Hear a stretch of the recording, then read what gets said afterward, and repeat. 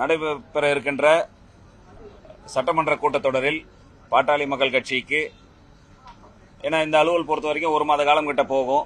ஒரு அறை ஒன்று தனியாக ஒதுக்க வேண்டும் என்று கோரிக்கை வைத்திருக்கிறோம். சபாநாயகர் அதை பரிசீலனை செய்து உடனடியாக ஏற்கனவே ஒதுக்கி இருக்கோம்னு சொல்லியிருக்காரு.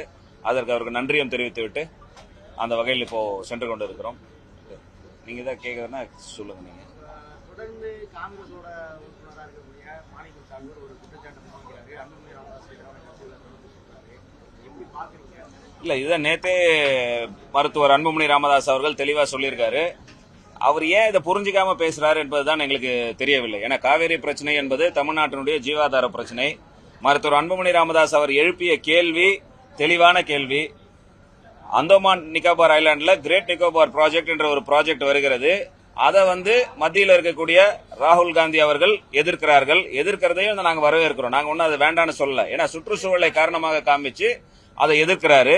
அதை எதிர்க்கக்கூடிய விஷயத்தையும் சரின்னு தான் சொல்லக்கூடிய அதே நேரத்தில் மேகதாது அணை கட்டும் பொழுது அங்க இருக்கக்கூடிய சுற்றுச்சூழல் பெரிய அளவுல பாதிக்கப்படுகிறது.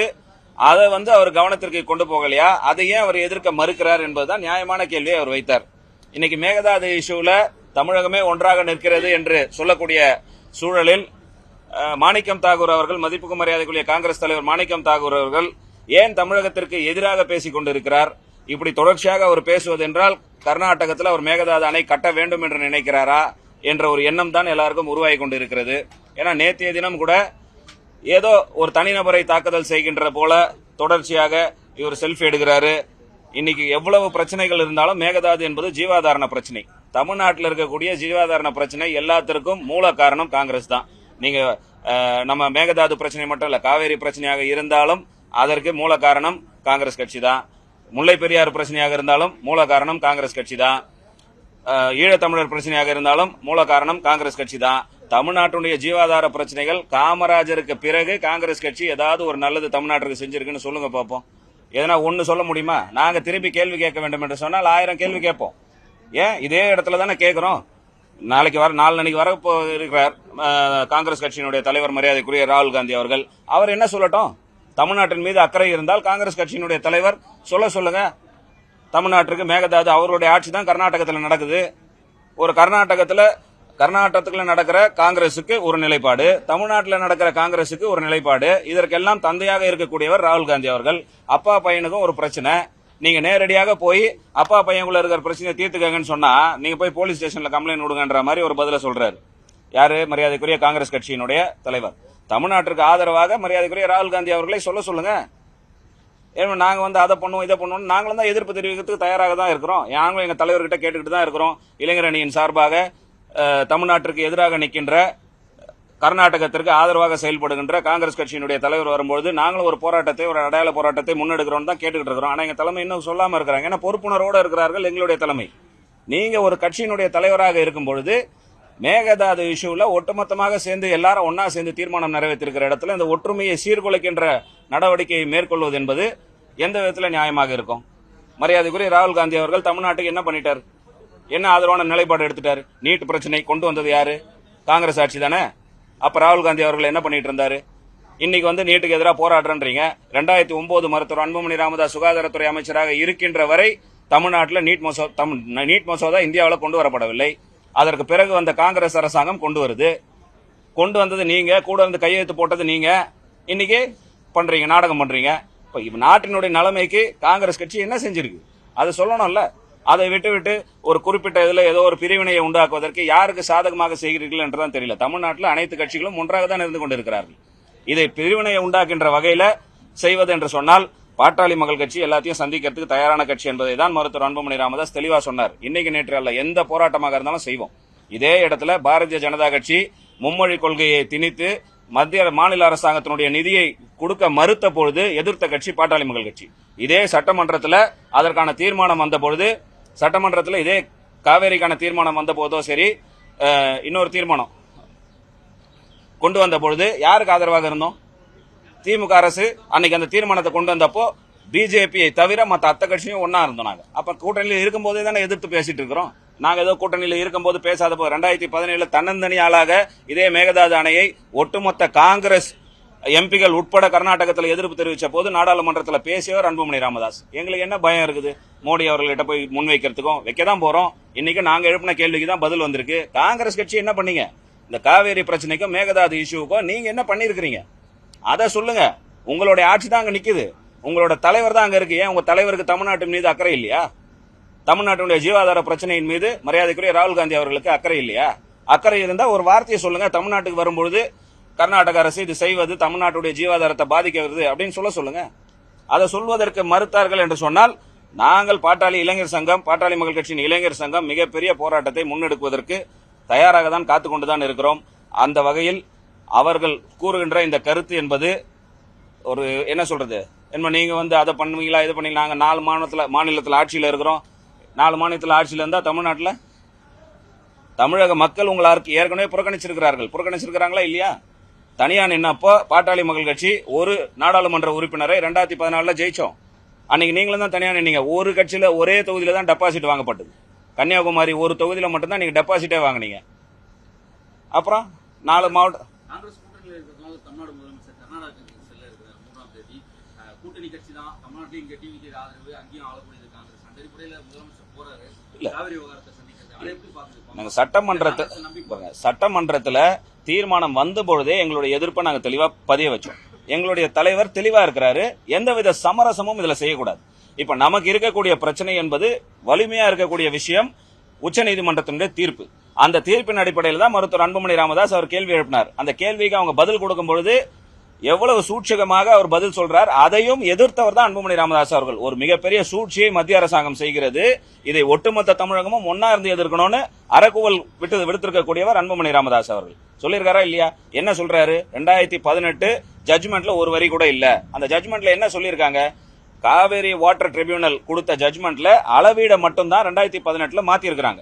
ஜட்ஜ்மெண்ட்ல இருக்கக்கூடிய 18 ட்ரிபியூனலோட இதுல தண்ணீருக்கு குறுக்கே எந்த ஒரு கட்டுமானத்தையும் மேற்கொள்ளக்கூடாதுன்றது தெளிவா இருக்கு. அதை அப்படியே எடுத்துக்கிட்டு இருக்காங்க.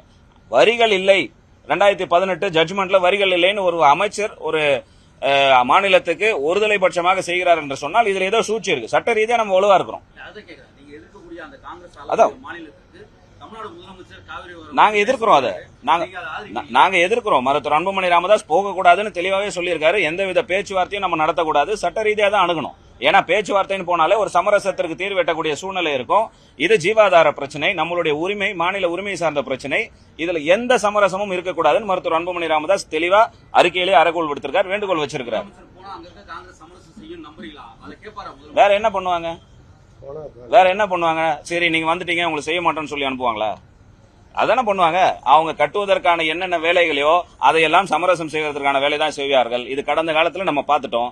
ஏன்னா தண்ணீர் திறந்து விடாத பொழுது, நம்ம வறட்சியில பாதிக்கப்பட்ட போது உச்சநீதிமன்றத்தில் நம்ம கண்டெம்ட் ஆஃப் கோர்ட் சீராய்வு மனு போட்ட போது சீராய்வு மனுலேயே இதை சொன்னாங்க. என்ன சொன்னாங்க? பெங்களூர்ல தண்ணி பிரச்சனை, எங்களுக்கு தண்ணி பிரச்சனை இருக்கிறதுனால எங்களால கொடுக்க முடியல. அதையும் மீறி தான் சுப்ரீம் கோர்ட் வேர்டிக்ல என்ன ஆர்டர் கொடுத்திருக்குதோ அந்த ஆர்டர் படி நீங்க தண்ணீரை திறங்கள் சொல்லிதான் 2 வருஷம் நம்ம பிரச்சனையில உச்சநீதிமன்றம் தலையீடோட நம்ம தண்ணி வாங்கணும். அப்பவே இதெல்லாம் கொடுக்கப்பட்டது. இன்னைக்கு அதெல்லாம் அவங்க சட்ட ரீதியா ஒரு சிக்கலை உருவாக்குவதற்காக தான் இது போன்ற வேலைகள்லாம் செய்கிறார்கள். நம்ம சட்ட ரீதியாக தான் அணுகணும்னு பாட்டாளி மக்கள் கட்சியோட நிலைப்பாடு. அதுல மருத்துவர் அன்புமணி ராமதாஸ் தெளிவா இருக்காரு. அன்னைக்கு கூட நீர்வளத்துறை அமைச்சரை சந்திக்கும் பொழுது மருத்துவர் அன்புமணி ராமதாஸ் அவர்கள் தெளிவா சொன்னார், சமரசம் என்ற பேச்சுக்கே நம்ம இடம் கொடுக்க கூடாது.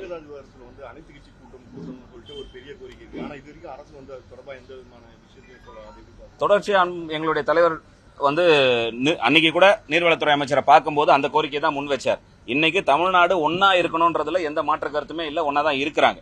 அந்த மேகதாது இஷ்யூல ஒட்டுமொத்த மாநிலமும் ஒன்றாக ஒரே குரல் கொடுக்க வேண்டும் என்பதுதான் அதற்கு ஒரே தீர்வு. அனைத்து கட்சி கூட்டத்தை கூட்டி அந்த கூட்டத்தினுடைய தீர்மானத்தை வைத்து பிரதமரை சந்திச்சு நேரடியாக, ஏன்னா நாங்க கூட்டணியில இருக்கிறோம், கூட்டணியில் இல்ல அப்படின்றதுல 2வது பட்சம். மாநில உரிமை என்று வரும்பொழுது மாநில உரிமைக்கு தான் முதல் உரிமை. அப்படி இருக்கும்போது நாங்க தான் வச்சோம் கோரிக்கை, போடுவோம். அனைத்து கட்சி கூட்டத்தை போட்டு பிரதமரை போய் சந்திப்போம், பிரதமரை வலியுறுத்துவோம்.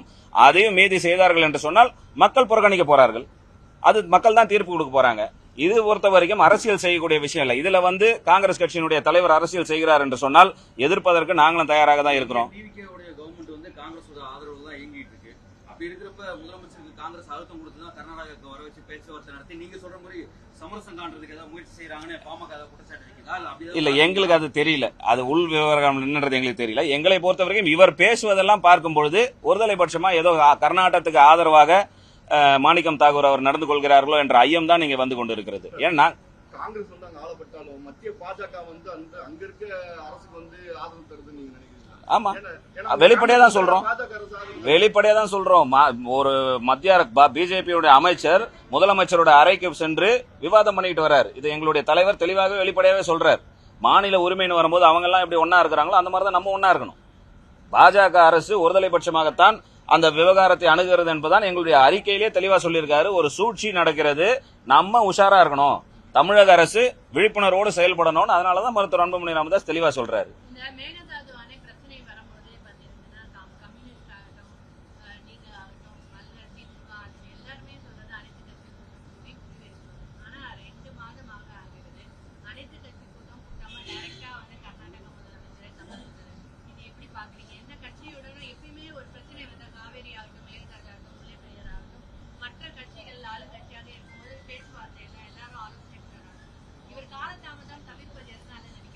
இல்ல, எங்களுடைய அறிவுரையை எங்களுடைய ஆலோசனையை நாங்க சொல்றோம். அவரோட ஒர்க்கிங் ஸ்டைல்னு ஒண்ணு இருக்கு, அதையும் தான் அவர் சொல்லியிருக்காரு. ஆனால் அதில் எங்களுக்கு ஏற்புடையது இல்லையா என்பதையெல்லாம் நாங்க வெளிப்படையாக பத்திரிகையாளரிடம் நாங்க சொல்லிட்டு தான் இருக்கிறோம். இதை பொறுத்தவரை பேச்சுவார்த்தை என்பதில் எங்களுக்கு உடன்பாடு அல்ல. பாட்டாளி மக்கள் கட்சியை பொறுத்தவரை அந்த மாநில முதலமைச்சரிடம் சென்று பேசுவதில் உடன்பாடு அல்ல. அனைத்து கட்சி கூட்டத்தை உடனடியாக கூட்ட வேண்டும். அதில் எடுக்கக்கூடிய முடிவுகளை அனைத்து தலைவர்களையும் உடன் அழைத்து சென்று பிரதமரை சந்திக்க வேண்டும். ஏன்னா இதுல பிரதமர் கிட்ட தான் நம்ம இறுதி தீர்வை எட்டப்பட வேண்டும். ஏன்னா அவர்களுடைய அமைச்சர் ஒருதலை பட்சமாக செயல்படுகிறாரோ என்ற ஐயம் இருந்து கொண்டு இருக்கிறது. அதுதான் மேட்டூர்ல இன்னைக்கு 73 அடி இருக்கு. 73 அடியில 24 அடி சேரா போயிருது. இப்ப அதனாலதான் எங்களுடைய நேற்றைய தினம் நம்மளுடைய தேர்தல் ஆணையத்தினால அங்கீகாரப்பட்டு தமிழ்நாட்டினுடைய பாட்டாளி மக்கள் கட்சியுடைய தொண்டர், பொறுப்பாளர், நிர்வாகிகள் முன்னிலையில் நேற்று எங்களுடைய தலைவர் மாநில தலைவராக அறிவிக்கப்பட்டு வெற்றிகரமாக இன்னையிலிருந்து மிகப்பெரிய வேகமாக தமிழ்நாட்டு மக்களுக்கு நல்ல முன்னேற்றத்தை முன்னெடுக்க வேகமா. அதில் ஆளுங்கட்சி எதிர்கட்சியெல்லாம் பாட்டாளி மக்கள் கட்சிக்கு இல்லை.